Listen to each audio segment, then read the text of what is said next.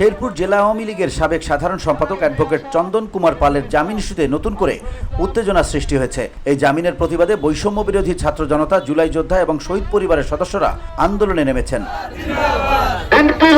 ৬ October রোববার সকাল থেকে আন্দোলনকারীরা শেরপুর জেলা ও দায়রা জজ আদালত এবং জেলা প্রশাসকের কার্যালয়ের মূল ফটকের সামনে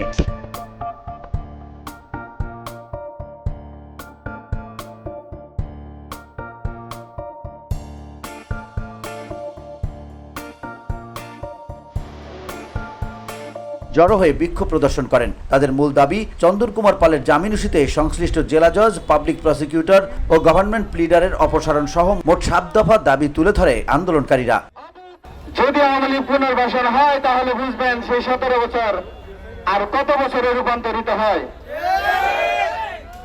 আজকে এই জেলা আওয়ামী লীগের সাধারণ সম্পাদক সাবেক পিপি অ্যাডভোকেট চন্দন কুমার পালকে যে রাতের আধারে মদত দিয়ে এই প্রশাসনের সাথে, এই আদালতের সাথে, কোর্টের সাথে প্রেম করে নির্জনে তাকে পালিয়ে বিক্ষোভ চলাকালীন এক পর্যায়ে আন্দোলনকারীরা আদালতের প্রধান ফটক অবরোধ করে। এর ফলে কোনো বিচারক আদালতে প্রবেশ করতে পারেনি এবং দুপুর পর্যন্ত বিচারিক কার্যক্রম বন্ধ থাকে।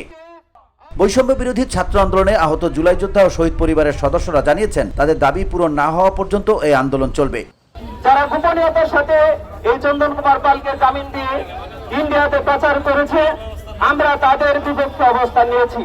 আমরা চাই যারা এর সাথে জড়িত তাদের অপসারণ করতে হবে এবং যতক্ষণ পর্যন্ত চন্দন কুমার পালকে গ্রেফতার না করা হবে এবং যারা ফ্যাসিস্ট আওয়ামী লীগ তাদের চূড়ান্ত বিচার আমরা দেখতে না পাবো, ততক্ষণ পর্যন্ত আমাদের আন্দোলন চলমান থাকবে ইনশাআল্লাহ। VOD Bangla news desk. যা কিছু আছে তাই নিয়ে সামনে